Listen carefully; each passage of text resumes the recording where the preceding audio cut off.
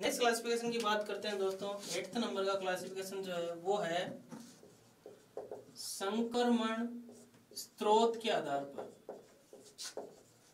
संक्रमण स्रोत के आधार पर रोग। इसके अंतर्गत रोग को दो भागों में बांटा गया दोस्तों।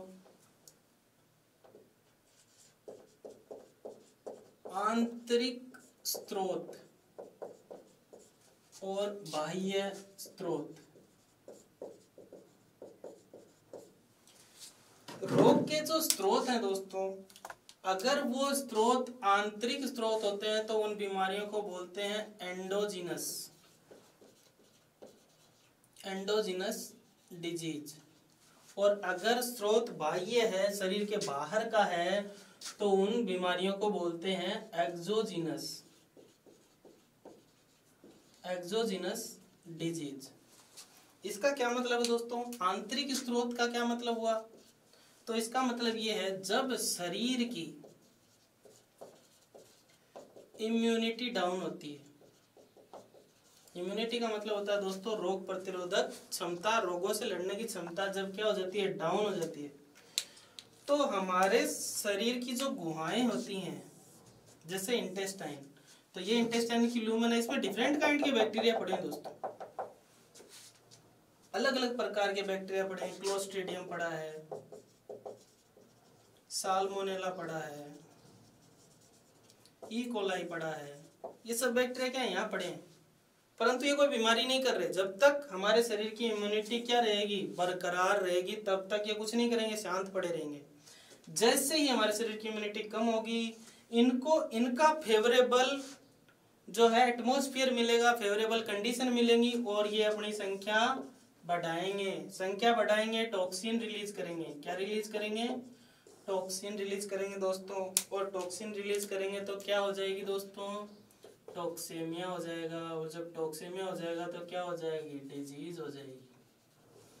तो इस प्रकार के रोग जो आंतरिक स्रोतों के कारण होते हैं। आंतरिक स्रोत क्या है? ये जो बैक्टीरिया है ये नॉर्मली हमारी आंतों के नॉर्मल कोमेंसल हैं, नॉर्मली हमारी आंतों में रहते हैं, परंतु कोई रोग नहीं करते। रोग कब करते हैं? जब हमारे शरीर की इम्यूनिटी डाउन होती है, हमारे शरीर की रोग प्रतिरोधक क्षमता डाउन होती है, तब वो जीवाणु या वो वायरस जो हमारे शरीर में नॉर्मली लेटेंट अवस्था में पड़े हैं। लेटेंट अवस्था, अब एक वर्ड आया दोस्तों, लेटेंट फेज। लेटेंट फेज को बोलते हैं शांत अवस्था। मतलब ये क्या पड़े हैं? शांत अवस्था में पड़े हैं। ये 1 से 2, 2 से 4 नहीं हो रहे, मतलब इनकी संख्या नहीं बढ़ रही। संख्या कब बढ़ेगी? जब इनके अनुरूप कंडीशन आएंगी। जैसे क्लोस्ट्रीडियम जो है ये एनारोबिक बैक्टीरिया है दोस्तों, इसको ग्रोथ करने के लिए ऑक्सीजन की कमी चाहिए। क्या चाहिए? ऑक्सीजन की कमी। तो जब शरीर में ऑक्सीजन की कमी होगी तभी क्लोस्ट्रीडियम ग्रोथ करेगा। इसी प्रकार जब शरीर के अंदर फेगोसाइटिक सेल्स की एक्टिविटी कम होगी,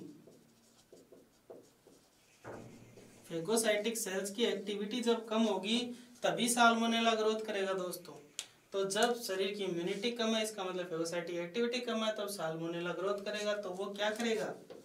एंटेरिक फीवर करेगा दोस्तों। एंटेरिक फीवर, या जिसे हम बोलते हैं टाइफाइड, और जो होता है साल्मोनेला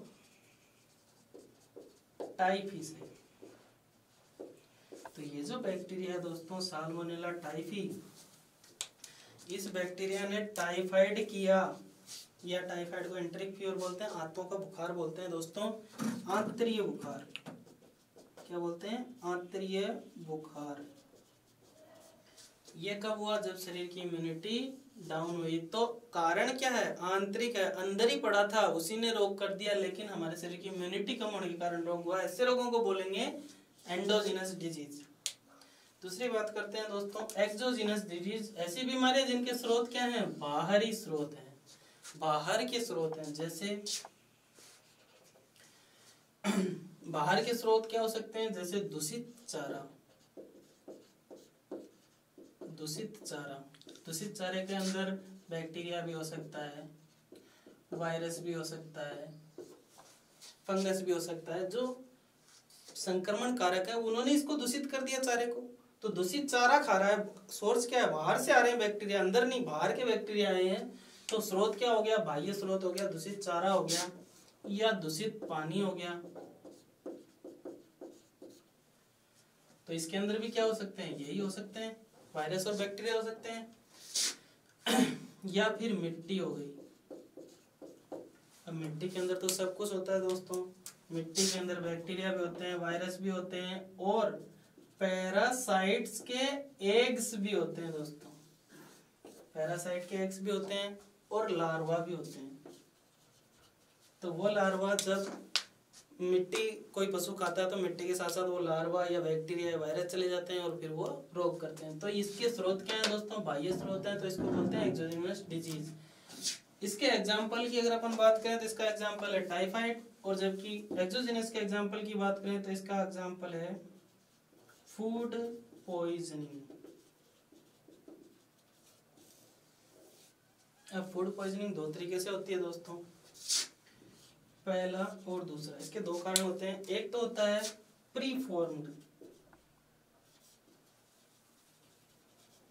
प्रीफॉर्म्ड टॉक्सिन्स, मतलब ये डिब्बाबंद सामान है खाने का, इसके अंतर्गत बैक्टीरिया आ गए, उन बैक्टीरिया ने टॉक्सिन रिलीज कर दिया, अब ये सामान में ही है। अब इसको खा लिया, खाते क्या गए, टॉक्सिन अंदर गए, तो वो फूड पॉइजनिंग होती है। दूसरा कि सामान के अंदर सिर्फ क्या है, बैक्टीरिया है, टॉक्सिन नहीं है, इसके अंदर क्या नहीं है, टॉक्सिन नहीं है, सिर्फ क्या है, बैक्टीरिया है, सिर्फ क्या है, बैक्टीरिया है। अब बैक्टीरिया को जब अपन खा लेते हैं, खाने के बाद वो बैक्टीरिया अंदर जाता है, अंदर जाने के बाद वो फेवरेबल कंडीशन आएंगी, फेवरेबल कंडीशन आने के बाद बीमारी करेगा, तो उसको क्या बोलेंगे, ये भी एक्सोजेनस डिजीज का ही पार्ट है। फूड पॉइजनिंग दो तरीके से होती है, एक तो प्रीफॉर्म टॉक्सिन और एक अंदर जाके टॉक्सिन बने, दो तरीके से। इसको बोलते हैं फूड टॉक्सिफिकेशन और इसको बोलते हैं फूड इनटॉक्सिफिकेशन। अगर टॉक्सिन है फूड के अंदर तो उसे बोलेंगे इन मानी अंदर, इन है टॉक्सिन, फूड के अंदर ही है, तो उसको बोलते हैं फूड इनटॉक्सिफिकेशन बोलेंगे। और अगर टॉक्सिन नहीं है, सिर्फ बैक्टीरिया ही है और अंदर जाके टॉक्सिन बन रहे हैं, तो उसे बोलेंगे फूड टॉक्सिफिकेशन। तो ये फूड पॉइजनिंग की दो टाइप होते हैं दोस्तों। तो इसका एग्जांपल है फूड पॉइजनिंग, दूषित चारा खाओगे, दूषित पानी खाओगे, चारा पानी भी क्या है, फूड है, फूड के द्वारा जो पॉइजनिंग होती है वो एक्सोजेनस डिजीज होती है दोस्तों। नेक्स्ट दोस्तों एक टॉपिक की बात करते हैं अपन,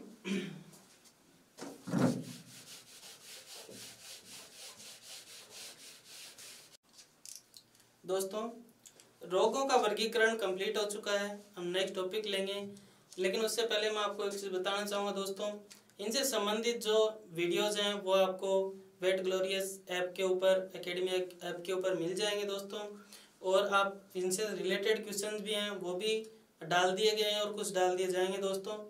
तो अधिक से अधिक क्वेश्चन प्रैक्टिस करने की कोशिश करें ताकि आपके डाउट्स जो हैं वो आपके सामने आए, क्योंकि क्वेश्चन प्रैक्टिस नहीं करेंगे तो आपको डाउट का पता ही नहीं चलेगा दोस्तों, डाउट का पता नहीं चलेगा तो फिर आपका डाउट लाइफ टाइम डाउट ही रहेगा दोस्तों। इसलिए क्वेश्चन प्रैक्टिस करते रहें और स्टडी मटेरियल को स्टडी करते रहें। तो नेक्स्ट टॉपिक शुरू करते हैं दोस्तों, वो है जीवन और मृत्यु का खेल। दोस्तों अर्थात जिंदा और मुर्दा में क्या अंतर है, मुर्दा दोस्तों इसको बोलते हैं अलाइव और इसको बोलते हैं डेथ या डेड। दोस्तों जीवन के तीन पायदान होते हैं जिनको बोलते हैं ट्राइपॉड ऑफ लाइफ या जीवन के पायदान। वो तीन पायदान क्या होते हैं दोस्तों, वो तीन पायदान होते हैं दोस्तों ब्रेन, हार्ट एंड लंग्स, मस्तिष्क, हृदय और फेफड़े। दोस्तों जब तक ये तीनों अंग सही से कार्य कर रहे हैं, अगर ये तीनों अंग सही से कार्य कर रहे हैं, इसका मतलब पशु जो है वो जिंदा है। और अगर ये तीनों सही से कार्य नहीं कर रहे,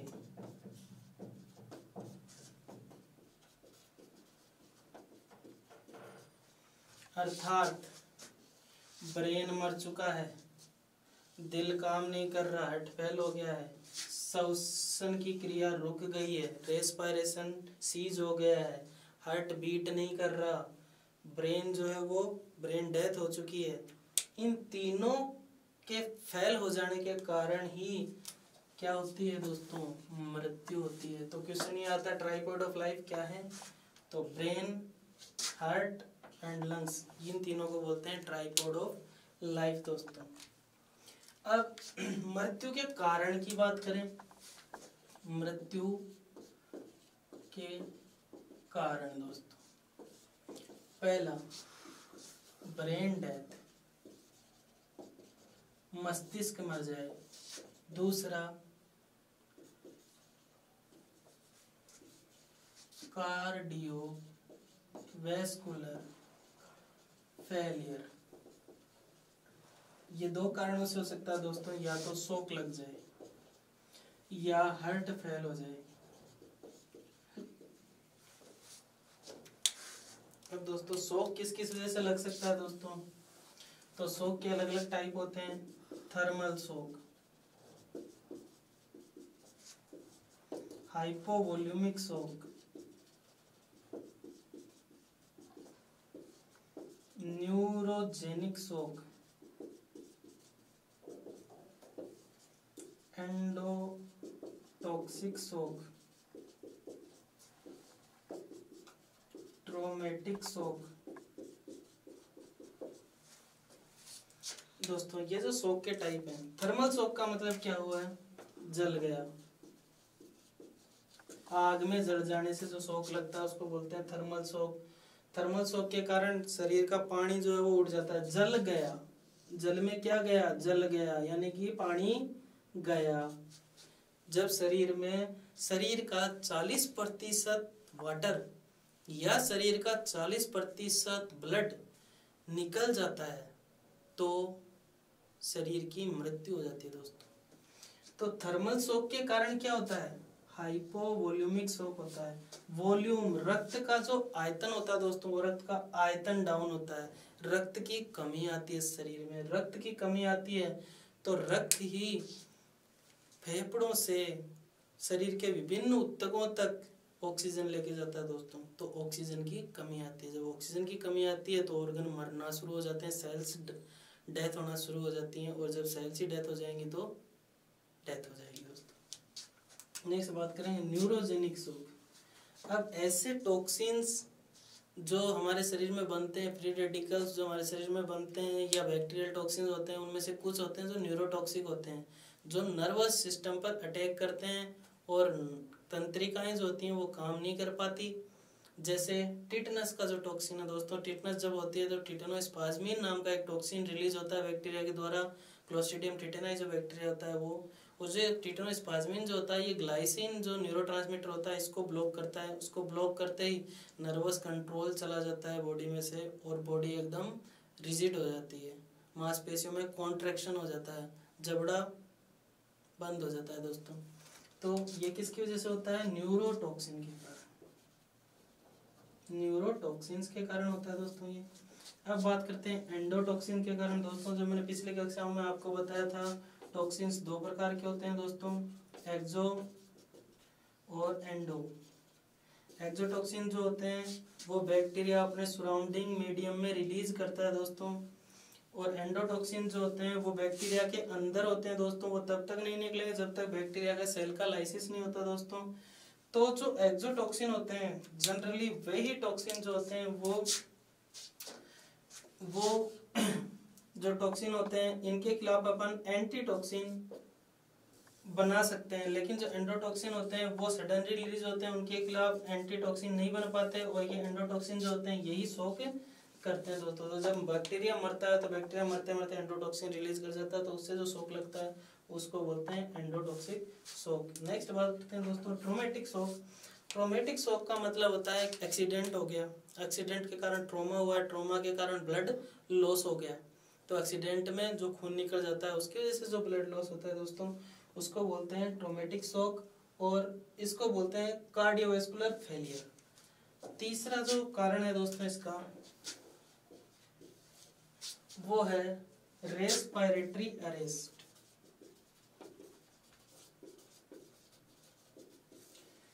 रेस्पिरेटरी अरेस्ट का मतलब क्या है दोस्तों, श्वसन का नियंत्रण हमारे ब्रेन का मेडुला ऑब्लिगेटा करता है दोस्तों।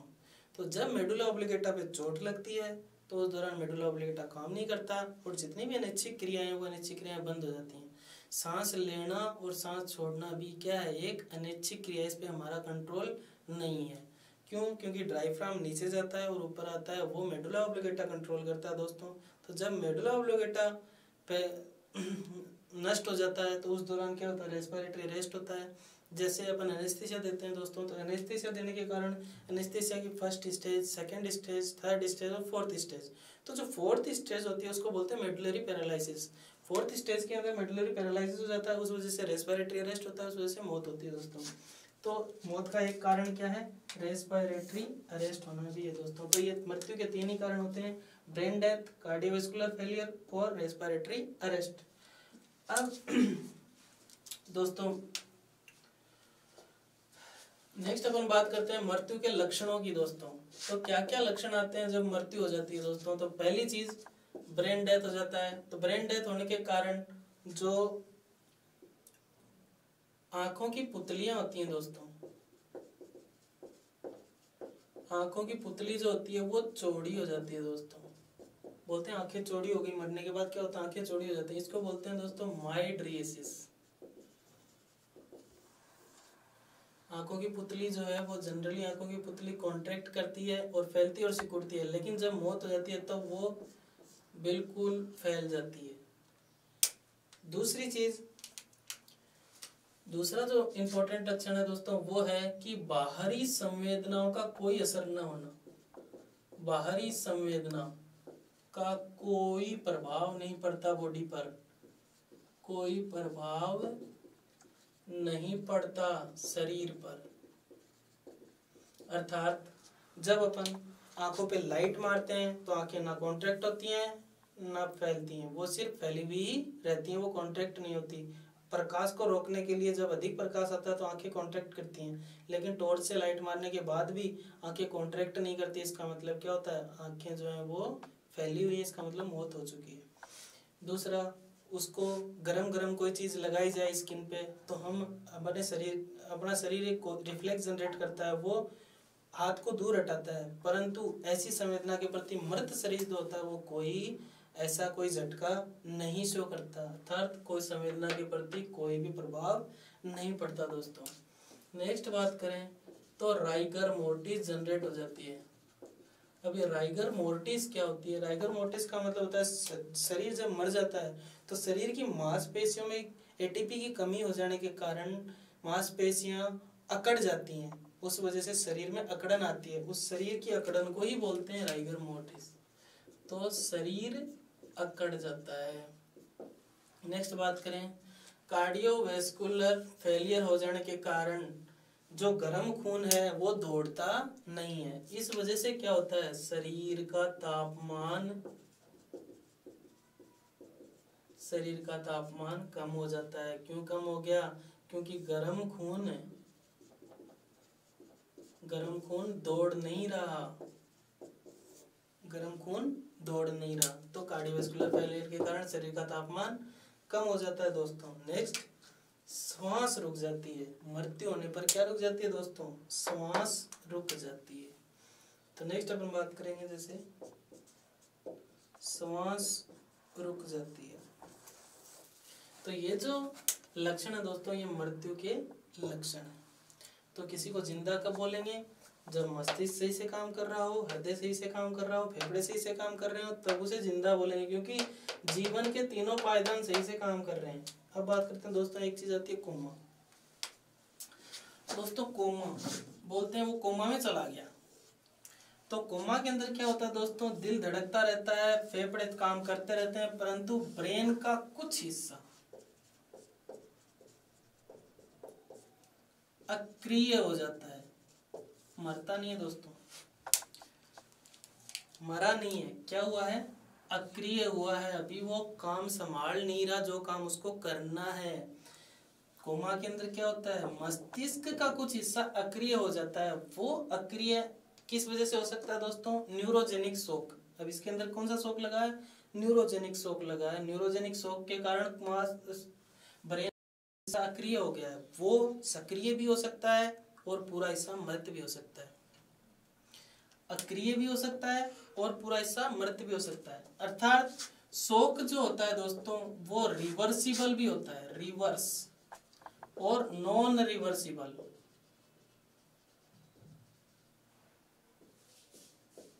रिवर्सिबल अर्थात वापस अपनी पुनः स्थिति में आ जाए, उसको बोलते हैं रिवर्सिबल। नॉन रिवर्सिबल का मतलब है एक लिमिट, जिस लिमिट को क्रॉस करने के बाद वापस नॉर्मल होने की कोई संभावना नहीं होती। एक लिमिट जिसके पार कर जाने के बाद वापस नॉर्मल आने की कोई संभावना नहीं होती, उसको बोलते हैं नॉन रिवर्सिबल।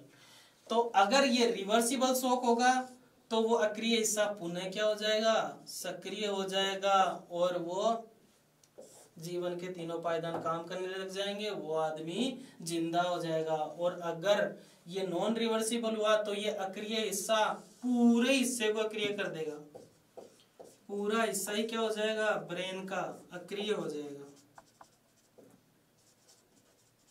और अक्रिय होने के कारण कुछ समय बाद इसकी क्या हो जाएगी, मृत्यु हो जाएगी। जब ब्रेन की मृत्यु हो जाएगी साथ साथ में इनकी भी मृत्यु हो जाएगी। और जो कोमा का पेशेंट था वो कोमा का पेशेंट क्या हो जाएगा, डेड हो जाएगा दोस्तों।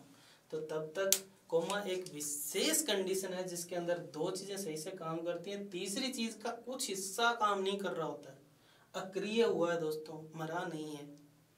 मर जाएगा तो ये दोनों भी काम करना बंद कर देंगे। ब्रेन मर गया तो ये दोनों भी मर जाते हैं। ब्रेन मरता नहीं है, ब्रेन काम करना बंद कर देता है, अक्रिय हो जाता है, वो साइलेंट मोड पे चला जाता है दोस्तों। तो दोस्तों इसके आगे की चर्चा अपन नेक्स्ट कक्षा में करेंगे। तब तक के लिए धन्यवाद।